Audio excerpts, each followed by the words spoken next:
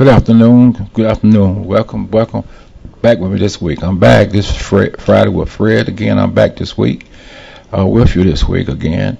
Hope you had a nice week, and I hope the next week, the following week, will be coming a great week. I'm here with Mr. Brown. Good to be here. Good to be here. Got to give you Mr. Brown. Mr. Brown is an entrepreneur. That's right. That's right. I'm going to say a black entrepreneur. That's correct. He has several businesses here in the metro area.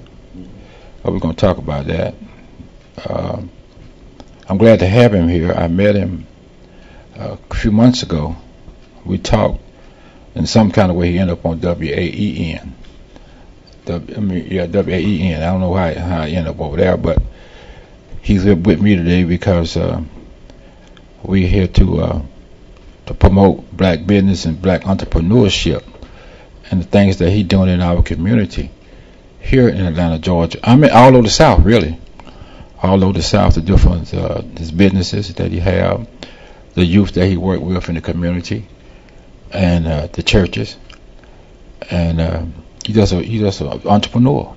He's trying to do something to help our community. Mr. Brown, we're gonna get right to it. Tell me something. Where you from, man? Well, I'm born and raised here in Atlanta, Georgia. I'm the youngest of four boys. My mother and father. My father came from Richmond, Virginia, and my mother came from Augusta, Georgia, and they met here in Atlanta, Georgia, and grew up on Ashby Street. In that days it was Hunter Street. Yeah. So it was on Olive Street. And my mother met my father through Tent City. He was a military man. Mm-hmm. So from there, they moved on to Wellington Street, and then I was born in '56. Mm-hmm. So I kind of entered the world at that point in time, and that was during the marches and the movements. The slavery was actually happening. I'm sitting in the lunch counters, and you know, I have a business ministry now. And, you know, okay. I'm really trying to thank to God that I'm able to preach some of the things I've experienced in life. Right. Because life takes us through so many different pitfalls and gives us so many learning tools along the way that we can actually reach out and give back to the community and help younger youth understand how we got here. And a lot of my ministry is about teaching the youth, don't forget your past. You know, a lot of teenagers that you may see now, 16, 17 years old, they don't really understand the past and how we got here. You know, you say you're Grady Baby. Yes, Grady Baby. So, what high school you went to? I went to Turner High School. Oh, sorry, Turner High School. They used to whoop on y'all heads over there. Where you stayed at? Where did you live over there near the school? Mosley Park area. In Mosley Park? Well, you might want to school with my cousins then. Yes, Stanton when we first started, and then went to Turner. Yeah, my cousin went to Turner. What year you come out of there? Came out in '74. My cousin, 74. No, they came out with Malice Grogan, Teresa, Bubba Grogan, Harrison. They all went to Turner. They stayed on Penelope. On Penelope, I'm familiar with Penelope. Right, Penelope, right down on Penelope down there. I mean, we used to hang out over there, man. Dixie Hill. That's right, Dixie Hill was across the street. But then you had the little gangs. And yeah. Dixie Hill was one side, Vine City was the other side. Yeah. Park. Well, yeah, we grew up. I mean, I was over there a lot because I went to Archer. Okay, not chance. And so I grew up. My cousin over there on Penelope. We used Penelope, running around over in that area. You know, I've done some good old days though. You know Mr. Chenault. Mr. Chenault. He's the first black plumber in the state of Georgia. Okay. His son was Bobby Chenault. I can't remember his dad's first name, but he stayed right up on the top of that hill, that big house on Penelope. On Penelope. You probably knew him because his son went to Turner. Okay, I'm probably sure it did. Yeah. Yeah, and all back up there, the Mortons, all those man. All the Mortons, I knew them. You know the Mortons? That's right. Yeah. Charlie Morton and Dudley. Dudley, well, they're my cousins. Right, that's right. Small world. Yeah, Dudley, Uncle Charlie, we call him Uncle Charlie. Yeah, he going on to glory now, but they helped build Union Baptist Church on that corner up there. That's correct. Union Baptist Church. He did so much for African Americans, trying to help them in so many different ways to try to see the pathway out. You know, a lot of us had gone through that struggle, right, of trying to find our way out. And that's what I call empowering our community and trying to find a way out. Yeah, man. Yeah. What's the pastor's name? Was that the pastor? I can't forget his name. I forget his name. It'll come to me. But his son took over after he left, and they sold the whole church out. But man, it was some wonderful days over there. My child, Nolan Grogan was my uncle. Right. Union Baptist. Union my Baptist. father was a member there, and my mother was a member of Seventh-day Adventist Church, which is right there across the street. So we actually went to church on Saturdays, and then we got up and went to church on Sunday as well. So I got to learn both sides of religions, from a Seventh-day Adventist to a Baptist. Well, what was his father name? My father was Thomas Brown. Mr. Brown. Yeah, I probably know him. Yeah, he came away. My great-great-great-grandfather, believe it or not, was President Tyler. And up in Richmond, Virginia, small city, Charles City, we was considered the only African Americans. They was considered free slaves. Right. We had our own postal service. We had our own church, and it was farmland up there. So we really didn't see what my father witnessed when he came south. Right. And we went through the military. So right. A big change there, and from coming down on that end. Right. Well, so it was a great experience. Yeah. Right. Well, we grew up in during the same era, same time. Dr. King. Malcolm, Elijah, Honorable Elijah Muhammad, and the list go on and on and on, Farrakhan. But we grew up in them times that we were struggling to know ourselves. That's right. You know, we knew Jesus, but we didn't know ourselves. Right, we knew of Jesus. We knew of Jesus. Power of Jesus. We didn't understand the power was in our hands, but the right thought may not have been in our minds. Right. You know. So I remember 2 weeks before that seen Dr. King, I seen him down on Auburn, and physically seen him, and 2 weeks later he was gone. You know, we saw him. You know, they had killed him. And remember the funeral, the whole 9 yards. You know, at that time, you know, he was a beautiful brother. We lost a great one. We lost him, and many more. Not only him, Megas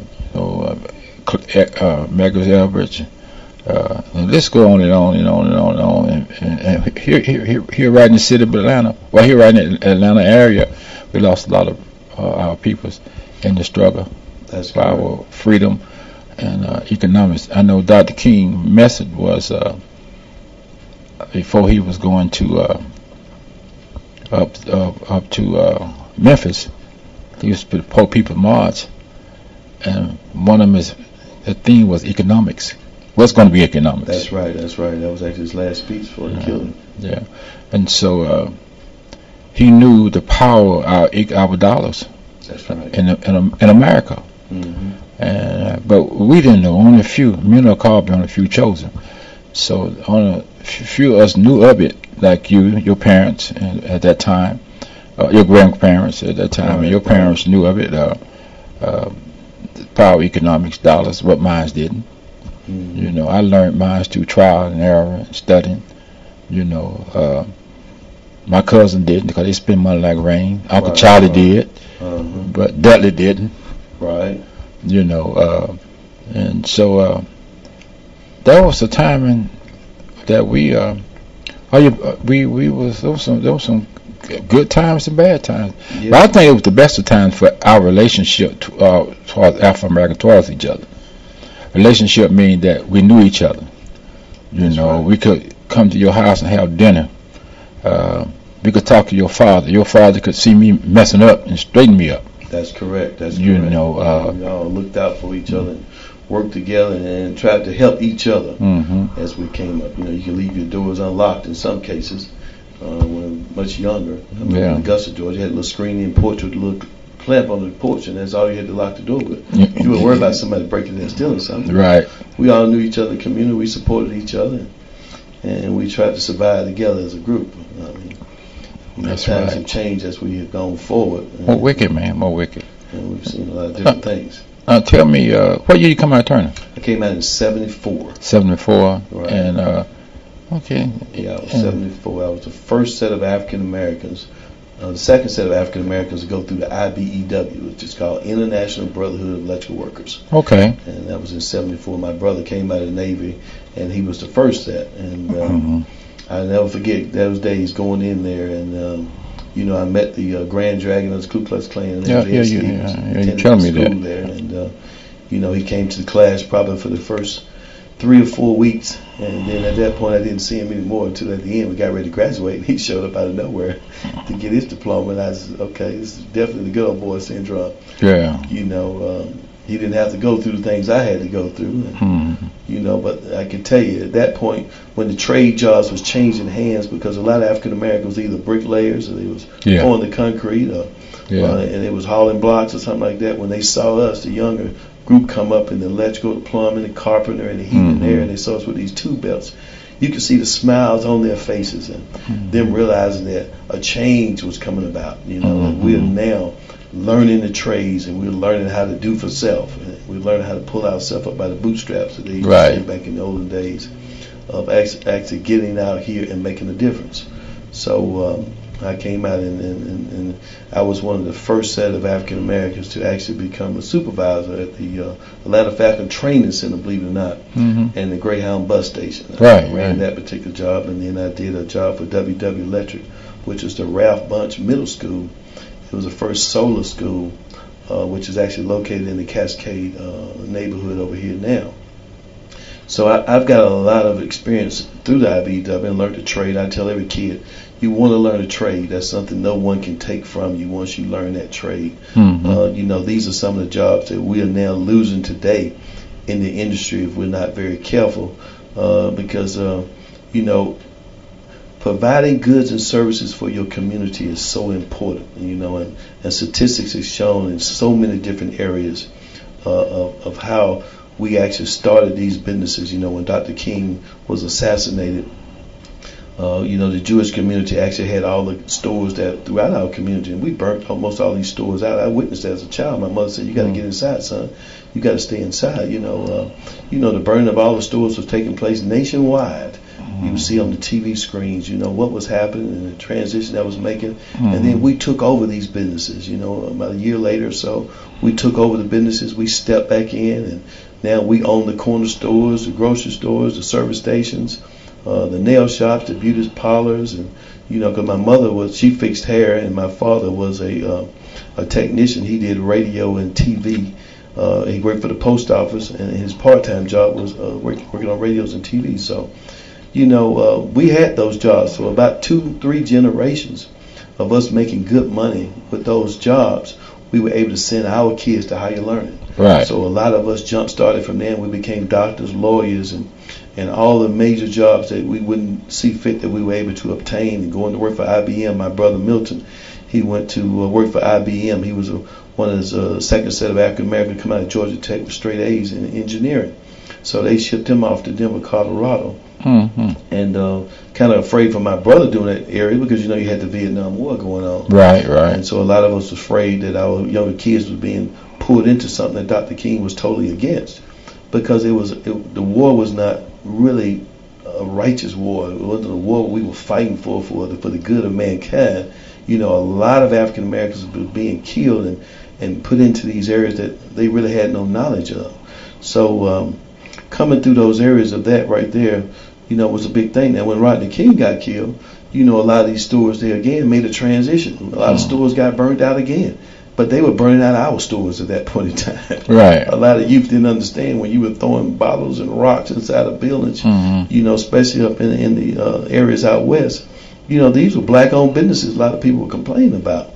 But then we had a new nationality to come into the United States, and the Asian population, and they were taking over these communities, these stores that we were losing, because we didn't really understand the word generational wealth. Right. You know, we built a lot of great businesses, and a large percentage of the small businesses we lost because we didn't position ourselves for our kids to come in and take over those businesses, to take that to a bigger level right there. So it was very unfortunate, because the youth today, they don't really have the summer jobs that we would like for them to have.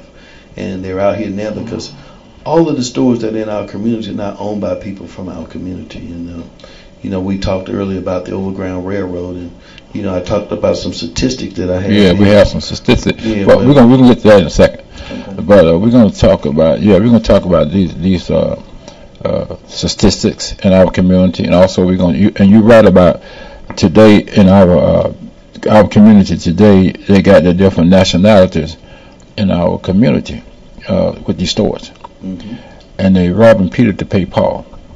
You know, they're robbing us. I'm just gonna speak frankly how I feel about it. I don't give a damn who don't like it, who don't like it, I don't care. Right, we don't have a choice. We don't have no choice. Okay. We bring all our woes and foes on the Jewish people. We can't do that. No, we have to blame it on ourselves. Right, ourselves. Right. I was down to the. I'm gonna say it, I went down to the service station one week down the street here. I'm gonna speak like it is. And went in there to get me a juice. Okay. You know, $1.59 juice. You know, and threw my credit card up on the table, up on the counter, laid it up on the counter. Guy said, "Well, we can't take that unless you spend $5." I said, "Why not?" I said, "If I come in here and want to buy 1 can of beer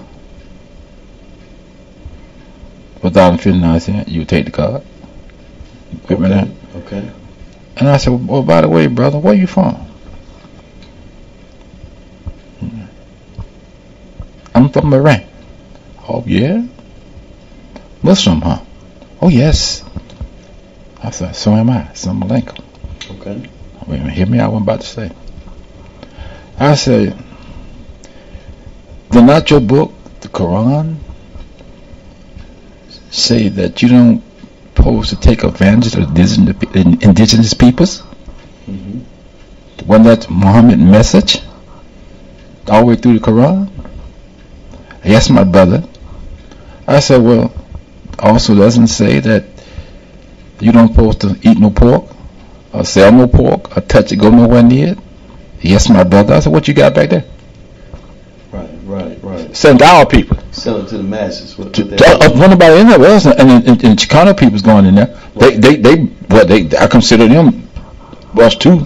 Yeah, I do. You know, so, and I said, well, we got into this discussion about them in Israel and all this. No, I said, let me tell you something, man. I said, let me tell you with this right here. I said, the Quran strictly say, no harm come to the peoples of the book.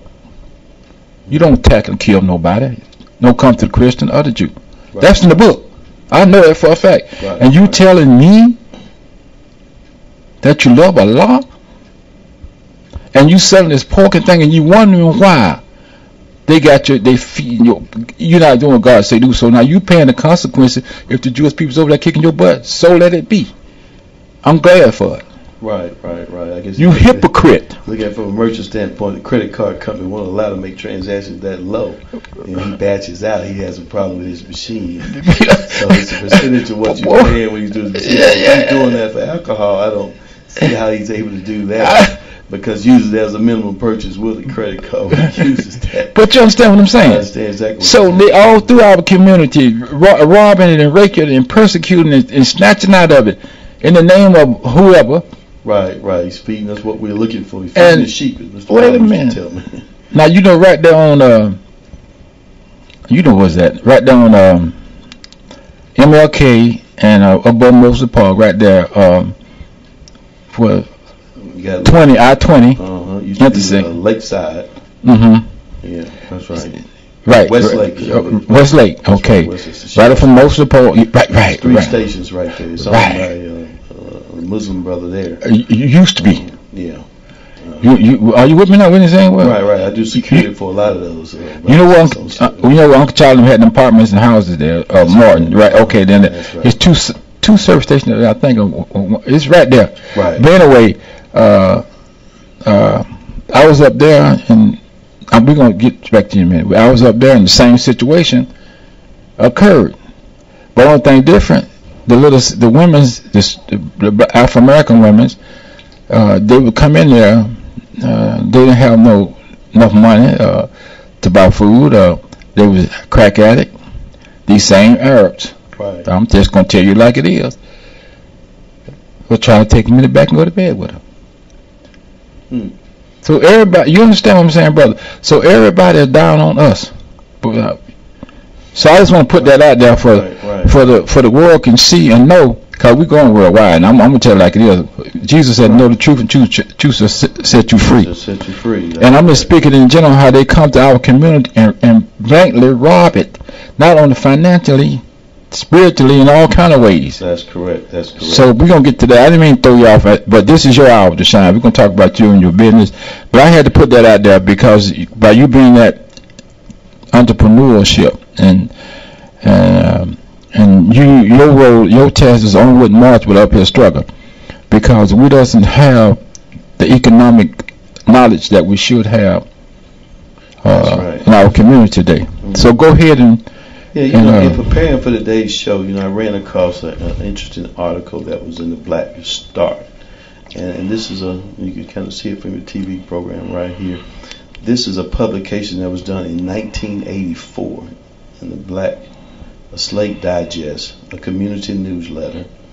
If you recall, Jesse Jackson was running as a president candidate at that time in that year, and I was amazed that in Atlanta we were still dealing with the same educational and economic issues today that Jesse Jackson spoke about in 1984. Now, 28 years ago, in the city of Atlanta, the unemployment rate was just as high as it is today. And in the Black Slate reported that 35 to 40,000 people was living in public housing in Atlanta. Now, at least half of the children living was in single parent households. This is in 1984. Right. It was suggested that if we eliminated ignorance through our educational, by restructuring the educational system, we can eliminate the problems, develop better leaders for tomorrow, and build a better community. But here we are in 2012, 28 years later. In the news, it reported that nearly 40 metro Atlanta schools are performing poorly. 14 are in the Atlanta area, 9 are in DeKalb County, 3 are in the Gwinnett County area. Now, this is something that Jesse Jackson brought up to us in 1984. I keep all the old papers that I grew up when I was a child because I can always look back, and historically kind of see where we've come. And it's really started from the school system because, Ebonics was one of the major things that came out as a system that would teach you how to read very quickly and understand the vowels and everything. But they wouldn't put that in the black schools. It was only put in the white schools or was put in the private schools. Right. So here we have an opportunity that we can change the way that we do business from our thinking pattern. This is helping our kids. Now, these are all things that you look up. Now here we are today. Now this is something that was done through the University of Georgia, that approximately 39,472,000,000 people are black, spend $910 billion. Business revenue is $136 billion, which makes up 15%. Hispanics are $48,232,000,000. They spend approximately $978 billion. Their business revenue is $350 billion. That makes up 36%. Now they spend twice the amount of money amongst each other than what African Americans do. It's 36%. We spend 15%. Now let's look at the Asian population. They are less. It's only 14,506,000,000. They spend $509 billion. In business revenue, they spend $506 billion. That's 99% of the revenue they spend amongst each other. So we don't see them in the homeless lines. We don't see them in the shelters. We don't see them unemployed. Because when they came here to America, they came here to live the American dream. I remember in 85, I heard Minister Louis Farrakhan speak, "Power at Last." That was at Spelman College. I took my mother there for the first time. We sat on the second row. That's when the minister first really was hitting the black community. And once he spoke, I quit my job immediately and walked away. I quit a job making $60,000 a year. That was in '85, and walked away and started my electrical company. Just the message that he said was just so strong and powerful. So I recognize that I need to be doing for self. I need to be working for myself and helping as many people as I can along the way. And that's what helped me at System 5 Electronics, because my business has grown based on the number of African Americans that have helped me. Now, I only get a very, very small percentage of the business from the African American community. So if I only received, let's say 10%, I could probably employ 5,000 more new jobs of African Americans. Right. That's just a small percentage. So when I came here this morning, my wife said, well, if you have a cold, you still getting over your cold, you're going to be okay. I said, baby, I think I'll be okay. She said, well, you need to take something for your cold. I said, okay, well, let me go ahead and take some Alka-Seltzer Plus or something to kind of cure the cold. And on the way over here, I was thinking about it. We as African Americans, we have a cold. And we still have a cold because we have not taken the medicine to cure the cold. Now, we can cure our cold if we just recognize that if we just stop for the next 6 months and say, every dime that I spend, I'm going to go out of my way to find an African American business and I'm going to spend my money there, we will actually see a change overnight. Now, I was a big math person in school. I wanted to be a mathematician when I came up. So I crunch a lot of numbers. So when I look at the Asian population, I see what they're doing. And I say to myself, if we were to just 6 months stop spending our money in all stores that doesn't belong to us. Now, I know that there's a lot of venues that we don't own, major grocery stores, major settings that we don't own. My mother came up with 4 boys. We had a garden in the backyard. We had our own spinach. We had our own beans. We grew tomatoes. Certain things she grew just for us. We don't do much of that anymore. Well, in my home, I have a little garden now that I do every year. But if you think about it for 1 minute, we have a cold as African Americans. We're sitting up here with a cold. What are we doing for the cure for the cold? And the only way we can do that is recognize that. I had a Mr. John Hurt on my radio show this morning, and I was interviewing him. He has 11 McDonald's, the largest black operator, because a lot of McDonald's now are owned by African Americans. He employed 514 people. Out of that, he employed 80% of African Americans. The same thing is happening there. We have to look and see how we're spending our money, be able to identify what is black owned, what is not. Now, the challenges that he told me that he's having is a lot of these kids that come to work for McDonald's, because they're so computerized now, and the infrastructure, the way it's set up, they have 60 seconds to get you through a drive-through window. If you notice that once they take your order, you move from one arm to the next arm to the next arm. There's a little buzzer that goes off on the inside, letting that manager know we haven't pushed this person out. That's usually why they tell you, would you just mind parking over to the side? We just park over to the side, I'll bring you the food out. They trying to get you out of the line because the computer shows if they're backing up the orders.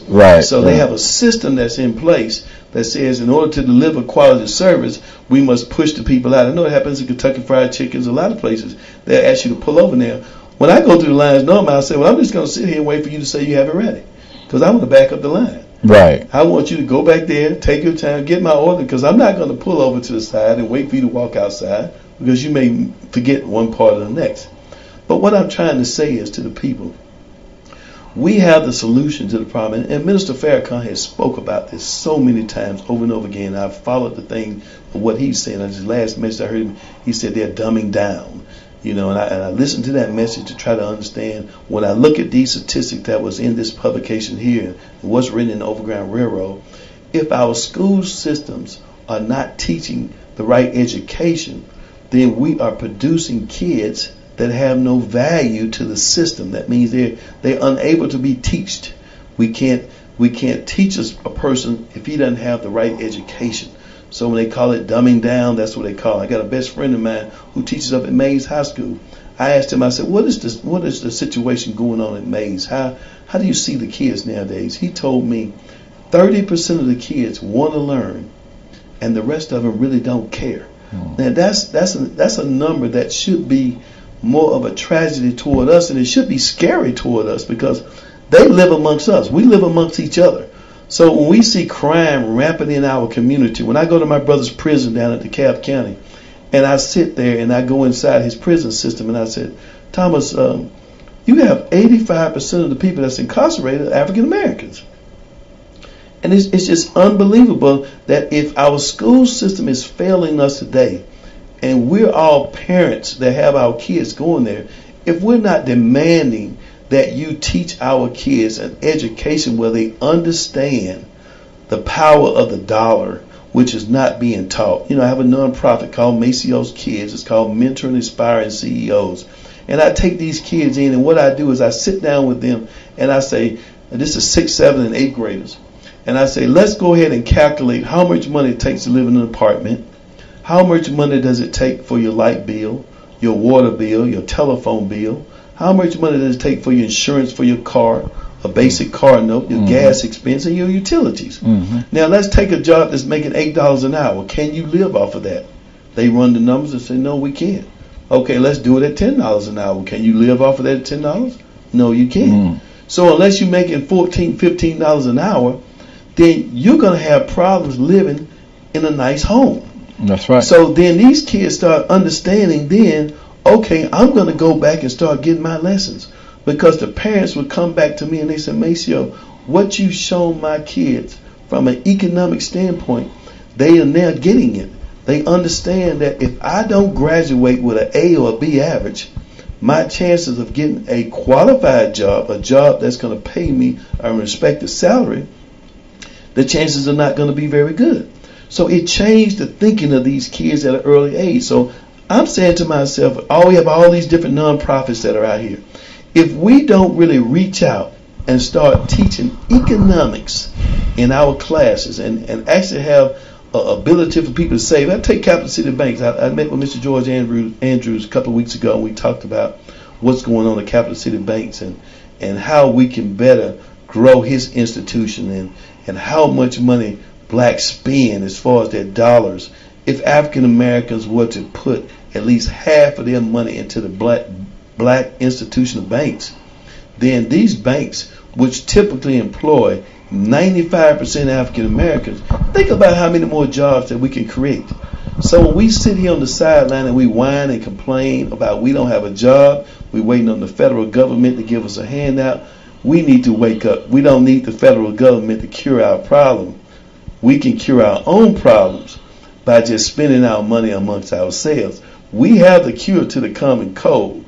We have the cure to what our working conditions are. So we have to help each other, pull each other up at the same time. You know, they always say about crabs in a basket. Once one gets up, somebody's trying to pull them down.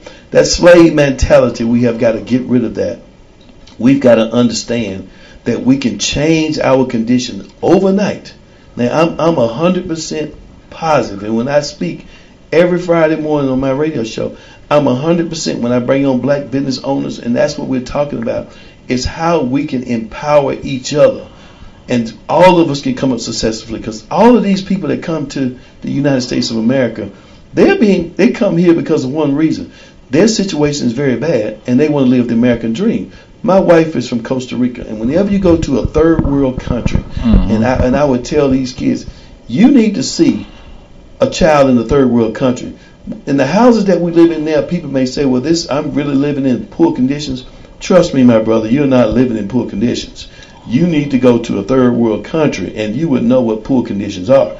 You are living very well here in the United States of America, but you got to stop depending on the federal government in order to cure your problem. Because if Mr. Romney is elected president, and God hope he never is, but if that was to happen and he gets rid of entitlements, then we're going to have even more of a serious problem than ever before, because there are not going to be any more free handouts. So when a lot of people get used to these free handouts and that situation change, I don't know what is it going to take, a slap in the face, or what will it take for us to understand we have the cure to our own problem. All we have to be about is supporting one another. Now, System 5 Electronics is the largest black-owned and operated security company in the state of Georgia. We're located at 2820 Campbellton Road. Our monitoring rates are only $16.50. I am beating ADT, Brinks, all of my competitors. I'm the lowest price, and I'm accessible. Every customer that comes on with me can reach me through my executive assistant. I don't turn down any phone calls. We monitor most of all the black-owned McDonald's, Wendy's, American Family Insurance, the King's birthplace, all of the historical sites. We monitor well over 7,000 customers in the metropolitan Atlanta area now. But just think about it.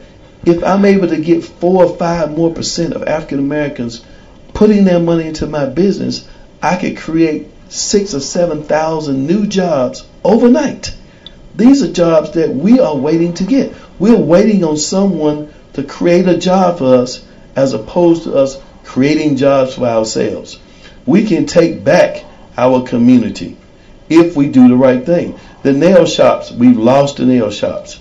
We see Circuit City in the Greenbrier Mall. When you start selling hair and hair care products to the black community, that's a shame, because we can fix our own hair. My mother had a beauty shop in the basement of the home, and beauty shops, you make a lot of money. You know, fixing someone's hair make a lot of money. Right. So, I mean, there are a lot of trade jobs that we're not looking at. You know, even doing nails. If you go in there, I get a manicure, pedicure every now and then, and you go in there, and Asians are very polite. You know, yes sir. They smile at you, and they see how you're doing. They give you a little rub down with the sea salt, and you know everything is good because they want that little tip. But you in there less than an hour, and you pay $14, $15, sometimes it's $27 for these things. So if you're in business, that means that person is making $15, $16 an hour. A beautician makes $70,000, $80,000 a year. A basic electrician with just one truck and one helper can make $90,000 a year. A plumber makes about $80,000 a year with one helper on the truck, just doing plumbing calls. So when you see Mr. Sparky and some of these other plumbing companies, work with people that's inside of your community. Help build their business. Now, there's a lot of things we have to do quite naturally as African Americans. We got to better market ourselves. We got to have a more professional look. We need to understand how to get uniforms, how to get patches. We got to make sure we present ourselves very professional. We want the customers to feel proud. I make sure my employees, when we go in these homes, they feel proud about the young African Americans that I send out to their home. They're very screened. We do background checks. I make sure that we do drug testing periodically, because I want to keep them straight. I want to keep their heads thinking positive. And these are the things that we can do to change what's happening in our community. Because my godfather had a corner store right there in Vine City, and I was running the stock room and, you know, and stocking his shelves, and he was supplying all the foods to the African American community. He would go get the best beef, the best chicken, whatever he could find, he would sell that. Like you said, the Arab brother is selling to us. We don't know how well his meat is being kept up. We don't know how well the produce is fresh, but he knows that we don't have a choice but to buy from him. We don't have a car. We may not have the gas. Where are you going to go get the groceries? You don't have a choice. His product is marked up so high that he's making money off us anyway. And a lot of them don't speak our language, so you don't know what they're saying when we walk out. Let's wake up, Black America. Let's do what we need to do to provide for ourselves. We have the cure to the common cold. We just have to be about getting out there and making something happen and identifying who's black owned and who's not. But it has to start from our financial situation. You know, credit is king. You know, the way I built my company was credit cards. The banks would not give me any money. When you go to college, most kids are bombarded with credit cards. If all these college kids that go to college, they get these credit cards, all you have to do is use them once a month and put them in a safe. Use them once a month, put them in a safe. You're building up credit on these credit cards. So when you get ready to start your business, you can take a credit card and use them for your vendors to bring in what you need to sell. And then you turn that around until once you get to a certain number, then you're able to do volume. My wife has a clothing store, the Costas Boutique. We go to Vegas every year. We go out to the Jarvis Center that's up in New York. And you'd be surprised of the garment, what you pay for the garment. And you get the private labeling in there and how you retail it back to the consumer. So a lot of our kids are buying these Nike shoes and different things that are very much overpriced. You know, I really got hurt. I met a couple of athletes I did security monitoring for. And our athletes, they buy these big gold chains, these watches, and they're from the Jewish community. And these things are so much marked up. It's unbelievable how much money we spend Remember, the minister used to say, "I just want to be like them." You know, you don't need to be like anybody but yourself.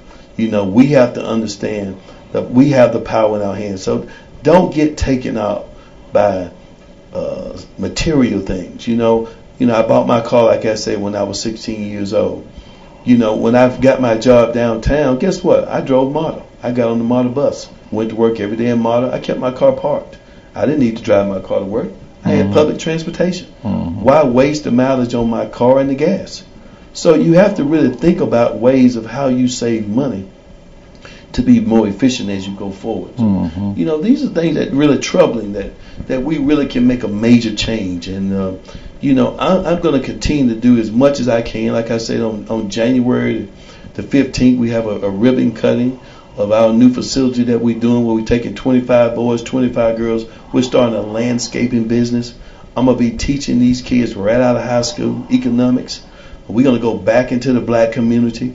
We're going to cut your grass for a fraction of the cost, because we're losing that now to the Hispanic population.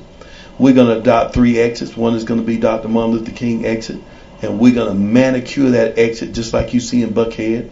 We're going to take the Cascade exit, which is going to be our second one, and we want to give that clean image look of the sod grass and the plant material that you would see in a white neighborhood. We need to change the thinking of the people that are in our community and let our kids see the number of African Americans that are doing good in business. Because a lot of people call me up and say, I really didn't think it was that many black-owned businesses that was out there. We're just not aware. We not. We last to know what's going on in our community, and it's a shame before God. But we know that that we've been hoodwinked and bamboozled, and not believing that what we can do as an individual and as a nation, as a nation of people within another nation of peoples. We are a nation sitting inside of another nation. That's you know, correct. and like I was telling the brother the week, I said, if we start buying gas for one day, just gas, That's right. to shut the economy down, shut the country down. So, but you're right about. Let's get back to Obama. You're right. If Obama again, they're gonna cut all the programs loose. Cut off a lot of You know, programs. he's gonna shut it down. I don't know if that's gonna be our eye opener or not. I mean, we went to sleep. Eye openers. Well, we went. Malcolm X was killed as an eye opener. Elijah was killed. I mean, these things that Malcolm, but King, but see, we went to sleep with Clinton. That's right. When Clinton, we had full employment. Everybody was basically working. The communities were doing very well with Clinton. See, and then when he came out of there, you know what happened. So the rude awakening woke us back up. We should have known then. We should have known then what was coming, but we didn't prepare for it. God keeps showing us all through history since we've been here in this country that what we can do if we just come together. If we just come together. If we just come together. You see, the question is, why are we going through this? You know, do you blame the clay or the potter for the situation that we're in? Today, you can't blame nobody but ourselves. Can't blame nobody but ourselves. But ourselves today. We used to blame other people, but we can't blame nobody ourselves today. Now, slavery did a lot to us. Did a hell of a job on our heads and our minds. That's right. It messed us up. I mean, like Abraham Lincoln said, that we never be equal with them. Abraham Lincoln said this. And he wanted to separate us from them. And he knew that. But the bottom line is God fixed it for us to be here, to rise up and do what we have to do. It's coming. Right. We're the chosen people. It's in the making now. The devil knows that he's going to do everything in his power to keep us down. Keep us down. So and that's why we see drugs in our community, guns in our community. Thank you. We see our school systems being taught where it's not educating our kids. You know, everything is to keep us down. If we're the only people that have really gone through true slavery, you know, we're the righteous ones. You know, I think God looks at us, and that's what happened with me and Louis Farrakhan when he spoke. He said, power at last. He said there will be a people that will be in bondage for 430 years. Now, I don't know what he meant by that, but he was trying to say it was black people here. And, you know, he's done a great job of cleaning up a lot of us throughout the communities that's out there. Oh, okay. Yeah.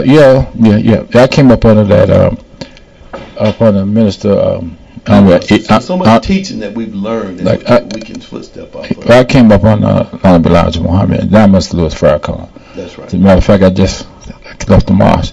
That's why I was a little late, and I apologize for you for Jumu'ah prayer.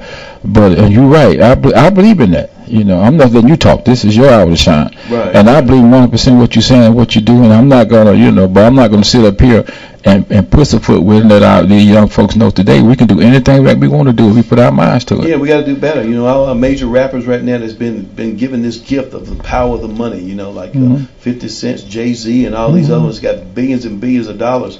They can own the grocery stores. They can own the fast food chains. You know, they can do the major things that we can't do as smaller businesses. So, you know, we can change the whole condition. We've already been given the power. We have the cure for the cold. Don't have the knowledge. You know, we just don't have the knowledge. We don't have, but right now, you can see a lot of us are doing great. You know, I met with a doctor once before, and he told me, he said, I asked him, how many people do you employ? He said, well, the majority of his people were white. And I said, well, why is that? He said, well, I hired on a couple of African Americans, but when I hired on one, I told him, I said, I really want you to do good. Now I want you to do good, but I'm going to be watching you very strong. And I'm going to be on you every time you do something wrong. Now I'm thinking to myself now, why are you going to be so hard on the brother? Why can't you treat him just like you treat the guy? You know, why can't he be equal? So we are set up to where we have got to do extremely well in anything we do. And we hold ourselves to a level that is so high that if we don't meet those expectations, then we'll say, well, you see, I tried, but that didn't work. But if another person comes in from another nationality and they make a mistake, then you say, oh, that's no big deal. You made a mistake, no problem. We just keep moving on. So we've got to understand, in today's world right now, we have a black president. We've had Colin Powell. We had a Secretary of State. You know, we made major roles in there in making things happen as far as from a politician ways. I mean, from what we see as far as the presidency and things like that, but our economic condition has not changed. And that's haven't changed. We have got to change our economic condition. And that's the only way. So call me. I'm in System 5 Electronics, 404-756-0736, or visit my website at system5electronics.com. But the number again is 404-756-0736, and stop by my office at 2820 Campbellton Road. Love to sit down and talk to your youth, educate them, and give them some wisdom, and you know, because all of us in the older generation, we have wisdom that we can give back to our kids. Now, before we go off there, tell me about the show you're talking about. This radio show you have. WYZE. It comes on 9:30 every morning, and it airs again tonight on WYZE. That's 1480 on your dial, and it's called Empowering Our Community. Each week I have a different black business owner on there telling their story of how they made it through. You know, how we made it through, because we all had experienced so many things in our childhood on how we made it through. So tune in and see what we're doing. It's very inspirational and it'll be very highly motivational. This every day? That's every day. It'll air again 5 days a week. 9:30. Yes, it's only every Friday. It's just one day. Just 1 day a week. It's every Friday. We want to. I guess you invite Mr. Jackson to come on, because Mr. Russian. They this company is Afro American owned. Okay, excellent. Yeah, so we asked them to come on. I'll come on. Yeah, if I have to, but they'll come. I'm quite sure they will come. Yeah, people need to be aware of that. They're not aware. We're not aware of it. But the bottom line, brother, we got a few more minutes, about 2 minutes left. I'm glad to have had you here with us. I hope to have you back again. You can catch this show again on our demand channel. We're going to talk about that. I can tell you about that. Okay. But we got a demand channel that will be in our archives forever, if you want to look at it again and again and again and again. But we're asking you, if you want to have your show here every week, you let us know and you can put it on there. Called Bond Economics. There you go. We got to educate us all, because we're used to the code that we have. We got to take the pill and let's make it happen.